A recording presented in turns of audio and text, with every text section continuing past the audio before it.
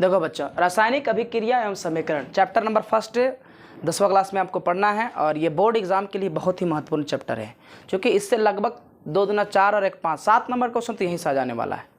इसलिए इसका ख्याल रखें। यहाँ से आप समीकरण संतुलित करना सीखिएगा, वो 3 नंबर का एग्जाम में आपका आता है।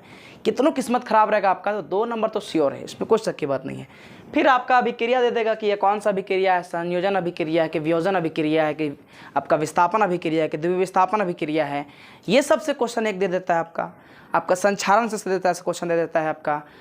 फिर आपका चिप्स वगैरह थैलियों में कौन सा गैस भरा रहता है, इसमें आप जानिएगा। यानी कुल मिलाकर को रासायनिक चीज़ों के बारे में आप इसमें सीखिएगा। समझ में आ रहा है बात को? 2 चीज़ें आप पहले समझ लीजिए। पहला तत्व, एक होता है तत्व, एक होता है यौगिक। सुनिए बात को, तत्व और यौगिक में क्या अंतर है। पहला बात कि तत्व सिंगल होता है, जैसे hydrogen, helium, lithium, beryllium, boron, carbon, nitrogen, oxygen, fluorine, जितना भी सब क्या है तत्व है। लेकिन जब 2 तत्व आपस में मिल जाते हैं तो यौगिक बन जाता है। जैसे समझे बात को, जैसे मान के आपके पास एक तत्व है Na यानी सोडियम, एक तत्व है आपके पास Cl, ये दोनों अगर मिल जाता है इनकेस तो बन जाएगा NaCl। ये हो गया आपका यौगिक। क्या हो गया? यौगिक। कोई दिक्कत है समझने में? और जब ये सिंगल था तो क्या था? तत्व था। क्या था? तत्व। लेकिन जब ये अलग हो गया, जब मिल गया तो क्या हो गया आपका? यौगिक। कोई दिक्कत नहीं समझने में, ये बहुत काम आएगा। सुनिए ध्यान से आपको लगभग 4 अभिक्रिया के बारे में पढ़ना है। पहला संयोजन अभिक्रिया, दूसरा वियोजन अभिक्रिया, तीसरा विस्थापन अभिक्रिया और चौथा द्विविस्थापन अभिक्रिया। समझ में आ रहा है बात को? पहला संयोजन, दूसरा वियोजन, तीसरा विस्थापन और चौथा द्विविस्थापन। एक एक करके समझना चाहते हैं आप लोग? ध्यान से समझिएगा। सबसे पहले आप संयोजन अभिक्रिया के बारे में चर्चा करते हैं। संयोजन अभिक्रिया, ध्यान से समझिएगा। संयोजन अभिक्रिया, सुनिए ध्यान से। जब 2 या 2 से अधिक पदार्थ को मिलाकर कोई एक पदार्थ का निर्माण हो जाता है उसे संयोजन अभिक्रिया कहते हैं। जैसे सुनिए बात को चीनी, पानी, नींबू मिला दें, क्या बन गया? शरबत बन गया। तो चीनी, पानी, नींबू सब मिला देंगे और जो चीज़ बनेगा वो क्या हो जाएगा? संयोजन अभिक्रिया। कोई दिक्कत समझने में? जैसे सुनिए अगर डिफिनेशन की बात करें तो जब 2 या 2 से अधिक पदार्थ, 2 या 2 से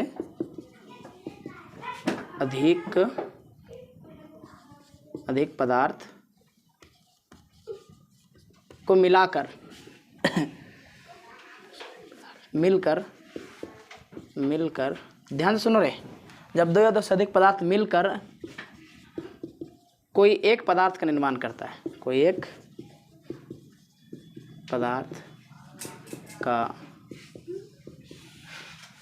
निर्माण करता है संयोजन अभिक्रिया कहते हैं।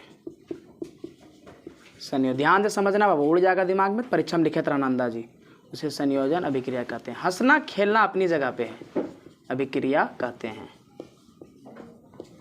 ध्यान से सुनो बच्चों, लिखना जरूरी नहीं, समझना बहुत ज़रूरी है। अभी हंसोगे बाद में दिक्कत तुम्ही लोग को होगा। समझे बात को? एग्जाम वो खुद लिखना, आपके बाप को और अपने माँ को नहीं लिखना है। समझ में आ रहा बात को? अभी हंसोगे तुम्हारा दिक्कत होगा। समझ रहे बात को? पढ़ाई लिखाई अपनी ज़रूरी है। सुनिए जैसे मान के चलिए आपके पास ए है, ए कोई तत्व है और बी कोई तत्व है, दोनों मिल जाएगा तो क्या बन जाएगा? A B. तो ये इसे कहते हैं संयोजन अभिक्रिया। 2 अलग अलग तत्वों से मिलकर या 2 अलग अलग पदार्थ मिलकर कोई एक पदार्थ का निर्माण करता है, उसे क्या कहते हैं? संयोजन अभिक्रिया। अब इसको समझिए बात को, तत्व और यौगिक में समझिए। जैसे मान लीजिए आपके पास, उदाहरण के लिए जैसे समझते हैं,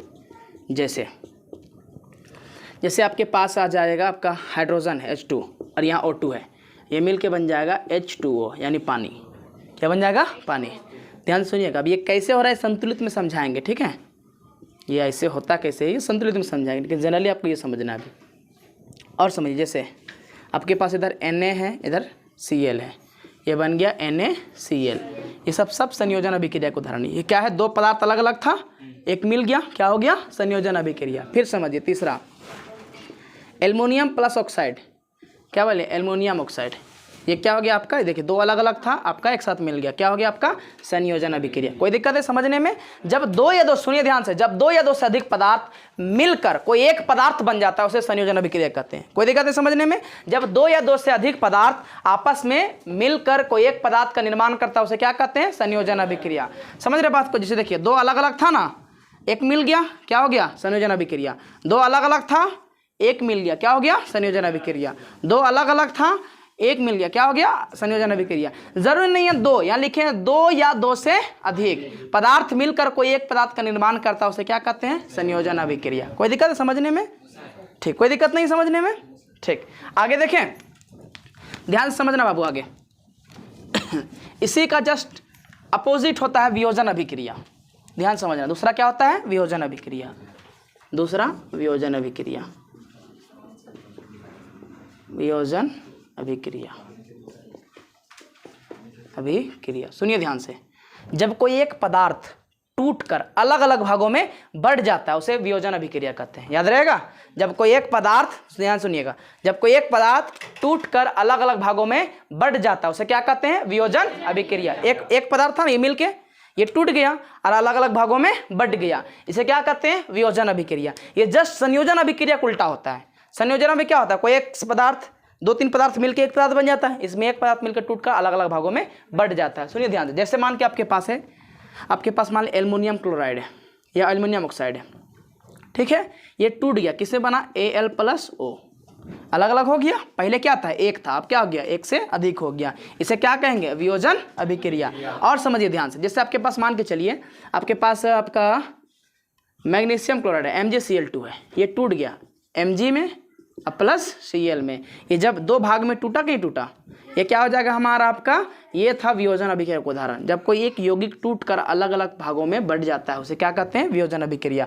जब कोई एक पदार्थ टूटकर अलग अलग भागों में बट जाता है उसे क्या कहते हैं? वियोजन अभिक्रिया। समझ में आ रहा है बात को? दिमाग से बाहर ही ना हो रहा है? जब कोई एक पदार्थ टूटकर अलग अलग भागों में बट जाता है उसे क्या कहते हैं? वियोजन अभिक्रिया कहते हैं। इन डेफिनेशन समझिए, एक बार लिख देंगे, दिमाग में आ जाना चाहिए। जब कोई एक पदार्थ टूटकर, ऐसे ही लिखा था ना, टूटकर अलग अलग भाग में, अलग अलग भाग में बट जाता है, बट जाता है, उसे वियोजन अभिक्रिया कहते हैं। कोई दिक्कत नहीं समझने में? शॉर्ट में समझो, वियोजन अभिक्रिया कहते हैं। एग्जाम में आपको लिखना है, अभिक्रिया कहते हैं। सुनिएगा ध्यान से, जब कोई एक पदार्थ टूटकर अलग अलग भागों में बढ़ जाता है या अलग अलग भागों में छिनगा जाता है, छिनगाना समझ में आता है ना बात को? जस्ट अलग होना, ठीक है। तो उसे क्या कहते हैं हम लोग? वियोजन अभिक्रिया कहते हैं। कोई दिक्कत नहीं। जैसे समझिए, जैसे आपके पास H2O था, क्या था? H2O, ये टूट गया, क्या बल गया? H2+O2, ये क्या हो गया? आपका वियोजन अभिक्रिया हो गया। और समझिए, जैसे आपके पास था कार्बन डाइऑक्साइड, ये टूट गया, किससे बन गया? C+O2 में बदल गया, एक क्या हो गया हमारा? वियोजन अभिक्रिया। क्या बने? अच्छा, विभोजन हो गया, कोई बात नहीं, या कर दो उसको, हिंदी ऐसे भी बहुत कमज़ोर है मेरा, ठीक है। वियोजन अभिक्रिया कहते हैं, कोई दिक्कत नहीं है। अच्छा, एक बात प्लस पॉइंट याद रखना दिमाग में कि साइंस में अगर एक आध दो अक्षर गलत भी हो जाएगा तो नंबर आपको दे देगा, हिंदी में नहीं देगा। समझ रहे बात को? जैसे मान लो यहाँ गलती से यहाँ लिया भा हो गया, समझे बात को? तो इन केस नंबर उसमें ऐड हो जाएगा। मायने आपका रिएक्शन रखता है, अभिक्रिया रखता है मायने। अगर ये सही होना चाहिए कुल मिला के, समझ रहे बात को? अगर ये सही है तो फिर आपका ठीक है, अन्यथा आपको फिर गलत हो जाएगा। इसलिए याद रखना, पहले अभिक्रिया अगर आप सही लिखे हैं, रिएक्शन आप सही लिखे हैं, तो डिफिनेशन उतना मायने नहीं रखता है। पूरा आंसर का बस आप डिफिनेशन सही से लिख दो, ये आपका अभिक्रिया सही से लिख दो, डिफिनेशन ना भी लिखो चलेगा। समझ में आया बात को? अगर डिफिनेशन लिखे और ये नहीं लिखे तो आपको आधा नंबर भी नहीं देगा 3 नंबर का सवाल में, लेकिन यही लिखे और ये नहीं लिखे तो आपको 2 नंबर ज़्यादा दे देगा। समझ रहे बात को? तो थोड़ा बहुत गलती इग्नोर करके कोई दिक्कत नहीं, लेकिन हाँ सही रखो। एक अच्छा स्टूडेंट का, ये आदर्श स्टूडेंट का सबसे अच्छा पहचान यही है कि वह हिंदी इंग्लिश कुछ गलती ज़्यादा अच्छा से नहीं करता है। इनकेस कभी कभी हो जाता है तो वो अलग मसला है। समझ में आ गया? वियोजन अभिक्रिया, जब कोई एक पदार्थ टूटकर अलग अलग भागों में बट जाता है उसे क्या कहते हैं? वियोजन अभिक्रिया। कोई दिक्कत समझने में? जब कोई एक पदार्थ टूटकर अलग अलग भागों में बट जाता है उसे क्या कहते हैं? वियोजन अभिक्रिया। जब ये एक था टूट के क्या हो गया? अलग अलग, क्या हो जाएगा? वियोजन अभिक्रिया। कोई दिक्कत नहीं समझने में? जब कोई एकल पदार्थ टूटकर अलग अलग भागों में बट जाता है उसे क्या कहते हैं? वियोजन अभिक्रिया। दिमाग में आ रहा है बात को? ठीक है, अब समझिए बात को, ये इसका एग्जाम्पल बहुत मायने रखता है, इसको फिर से हम लिखवाएंगे आपको। जैसे देखिए ध्यान से फिर समझिए, H2O था एक साथ में, का बदल गया H2 + O2, अलग अलग भाग में बढ़ गया कि नहीं बढ़ गया, क्या हो गया हमारा आपका वियोजन अभिक्रिया। जैसे CO2 था, अब क्या बन गया C अलग और O अलग, ये क्या हो जाएगा आपका वियोजन अभिक्रिया। कोई दिक्कत है समझने में? ठीक है, आगे समझते हैं। आगे समझने के लिए आपको एक कहानी सुना देते हैं, ठीक है। एक आता है वियोजन के बाद आपका आता है विस्थापन अभिक्रिया। इसको समझिएगा ध्यान से, विस्थापन अभिक्रिया। सुनिए, जैसे पहले क्या होता था, सुनिए कहानी समझिए, उसको समझने के लिए आपको एक एग्जांपल समझाते हैं हम। जैसे मान लीजिए यहाँ रामगढ़ है, यहाँ पर ही आपका रांची, दो अलग राजा है, रामगढ़ का राजा अलग है और रांची का राजा अलग है। कोई दिक्कत नहीं। सुनिए, पहले के ज़माने में क्या होता था, इसका राजा इसके राजे को मार दे और ये रामगढ़ अपने पास कब्जा कर ले, यही होता था, यही ना होता था। जैसे मान के चलो हमारा यहाँ एक जगह है रामगढ़ और यहाँ रांची, ठीक है। रांची का एक राजा इसको क्या करे, आपस में मार दे और इसका जो क्षेत्र है वो क्या करे, अपने पास ले आए। समझ रहे बात को? वही क्षेत्र वही रहेगा, बस राजा बदल जाएगा। सेम थिंकिंग आपको याद रखना है विस्थापन अभिक्रिया में। समझिए ध्यान से कैसे, ये इसका मतलब क्या हुआ। जैसे सुनिए, आपको इसको समझने के लिए एक एग्जांपल और हम समझाते हैं। जैसे मान लीजिए आपके पास एक जगह है और एक फील्ड है ABC का, ठीक है, और यहाँ पर आपका मान लीजिए D है यहाँ का राजा ये है और यहाँ का राजा ये है। ये इसको हटा देगा और अपना जगह ले लेगा, बन जाएगा DBC। समझ रहे बात को? क्षेत्र वही रह गया, राजा क्या हो गया, बदल गया। विस्थापन अभिक्रिया, जब कोई एक तत्व किसी यौगिक के तत्व को हटाकर अपना स्थान ग्रहण कर लेता है, विस्थापन अभिक्रिया कहलाता है। याद रहेगा दिमाग में? फिर से समझो, लिख देते हैं जैसे जब कोई एक तत्व किसी यौगिक के तत्व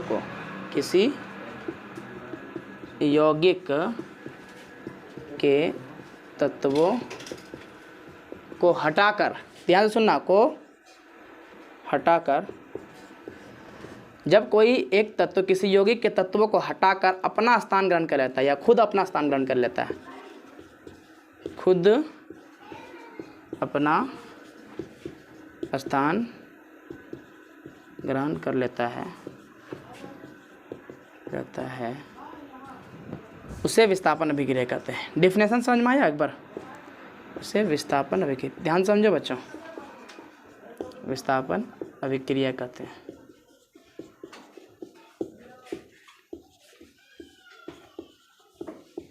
ये डेफिनेशन समझ में आ रहा है? क्या लिखे हैं सुनना ध्यान से।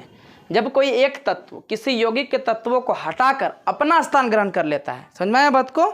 यौगिक के तत्व, फिर से समझिए, ये कहते हैं। जैसे एग्जांपल के तौर पर समझ लीजिए, जैसे NCERT बुक में ध्यान दीजिए क्या लिखता है बोलता है कि आयरन आपके पास है और यहाँ CuSO4 है, कॉपर सल्फेट। अब ध्यान सुनिए क्या करेगा एक फैमिली है और एक खौराहा लड़का आ गया, समझ में आया बात को? ध्यान समझिएगा ध्यान से। इसको क्या करेगा, ये हटा देगा और क्या बोलेगा, ले अब तोर परिवार को हम रख ले लियो। समझ में आया बात को? ये क्या बन गया, आयरन सल्फेट, ले भेलो कच SDM वाला हाल हो गलो। समझ रहे बात को? ये लड़कवा अब रोएगा, न्यूज़पेपर जाएगा, कहाँ तहाँ कह रहे, यही हो गया। क्या किया, विस्थापित कर दिया लड़कवा को। बुझा गया बात को? खौराहा तुम है, चलो ठीक है। ध्यान सुना बाबू, ये आयरन था, समझने के लिए, ये आयरन था, इसको क्या किया, विस्थापित कर दिया, हटा दिया। इसका फैमिलिया को क्या लिया, लूट लिया आपस में। समझे बात को? ये क्या हो गया आपका, विस्थापित हो गया। ठीक है, इसे क्या कहते हैं, विस्थापन अभिक्रिया कहते हैं। फिर से समझो और एग्जाम्पल समझो। जैसे ध्यान सुनो बाबू भुला जाएगा बेटा, गरू चराते रह जाओगे, पहले बता दिए, इसलिए दिक्कत हो जाएगा। समझो ध्यान से, हाँ समझा? फिर जिंदगी भर गरू चराना। जिंक है आपके पास, कॉपर सल्फेट है। अरे सुनो, वरना तोरे SDM ला तोरे हाल होगा, परिवार भाग जाएगी। ध्यान सुनो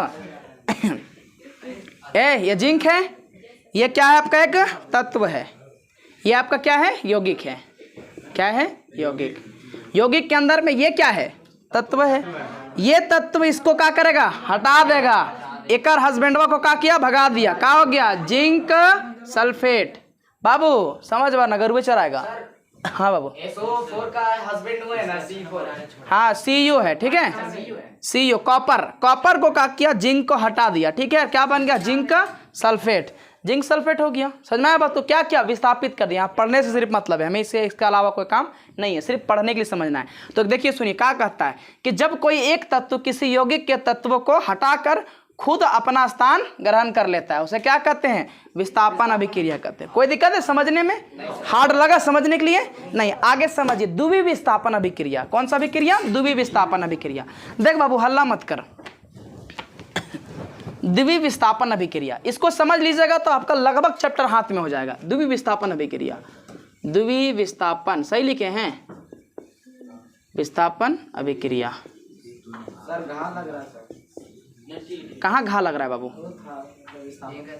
अब ठीक है चलो ठीक है, जो गलत होगा सुधार लेना, ठीक है। द्विवीय विस्थापन अभिक्रिया इसमें कुछ ज़्यादा मोटा मोटी समझना नहीं है, आपको छोटा सा समझना है। इसमें आयनों की अदला बदली होती है। आयन की क्या होती है अदला बदली, यानी प्लस माइनस हाथ भागेगा और माइनस प्लस हाथ भागेगा। बुझा रहा बात को, ऐसे होबे करता है प्लस के साथ जाएगा माइनस हाथ। कभी सुना है लड़के लड़के भाग गया, कहीं सुना है हाँ पूरा ठेठ करिया ठेठ गोर दोनों मिलके खा गया, समझे बात को, ये मामला हो गया। इसमें क्या होता है प्लस भागेगा माइनस के साथ और माइनस भागेगा प्लस के साथ।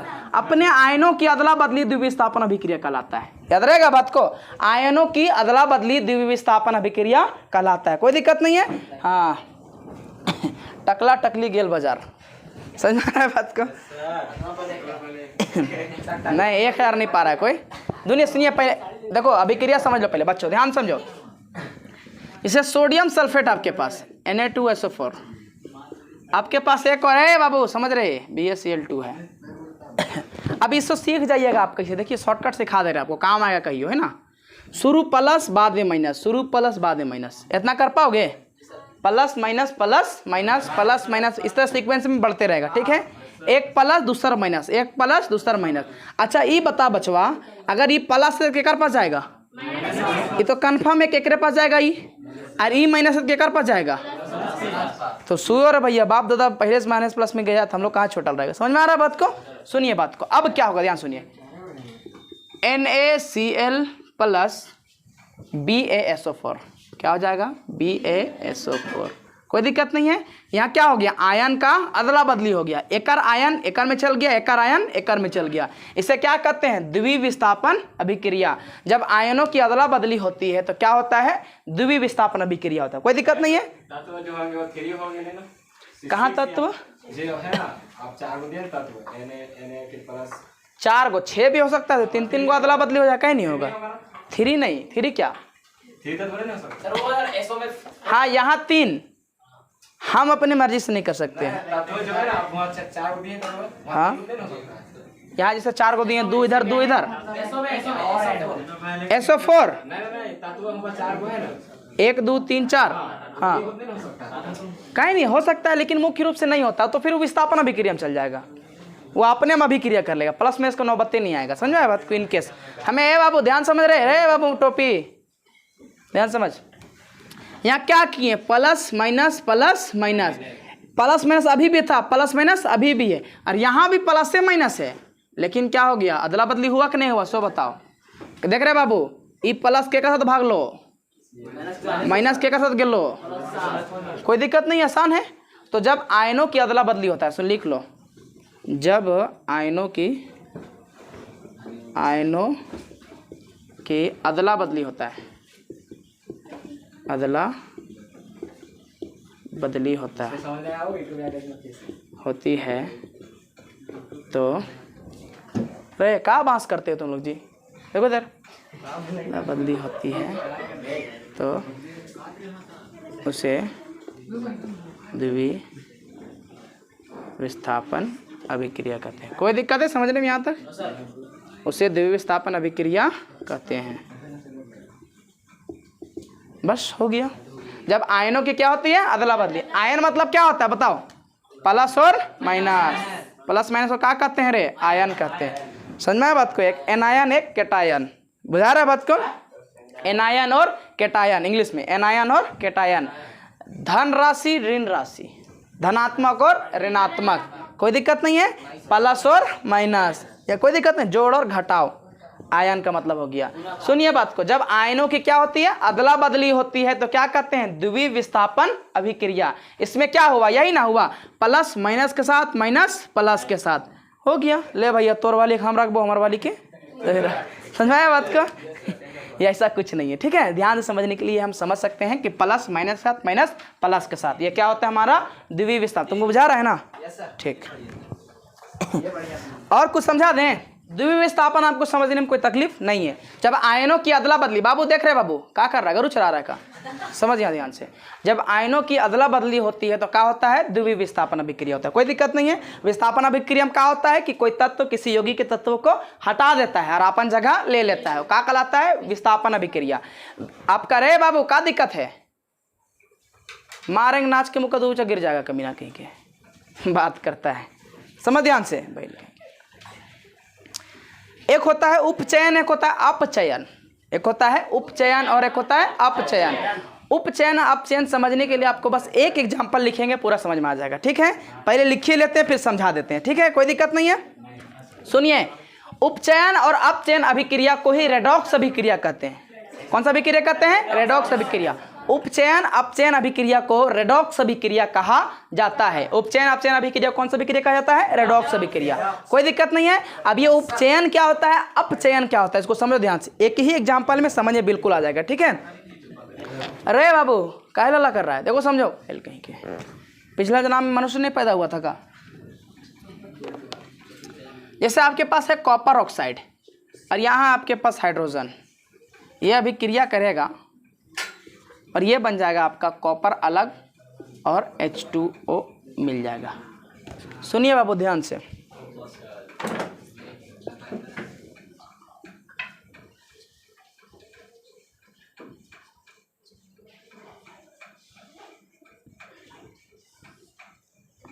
देखिए ध्यान समझिए, उपचयन एक होता है अपचयन। देख बाबू कुछ फर्क दिख रहा है दोनों में। पहले कॉपर के साथ ऑक्सीजन जुड़ल था, अभी जुड़ल नहीं है। पहले हाइड्रोजन के साथ ऑक्सीजन नहीं था, अब जुड़ल है। सुनिए बात को, ऑक्सीजन का जुड़ना अब उपचयन अभिक्रिया कहलाता है, याद रहेगा। हाँ, ऑक्सीजन जब जुड़ेगा तो उपचयन अभिक्रिया कहलाएगा। हाँ बोलो, नहीं। और ऑक्सीजन का घटना, देखो पहले ऑक्सीजन यहाँ था, अब ऑक्सीजन नहीं है, ये हो गया अपचयन अभिक्रिया।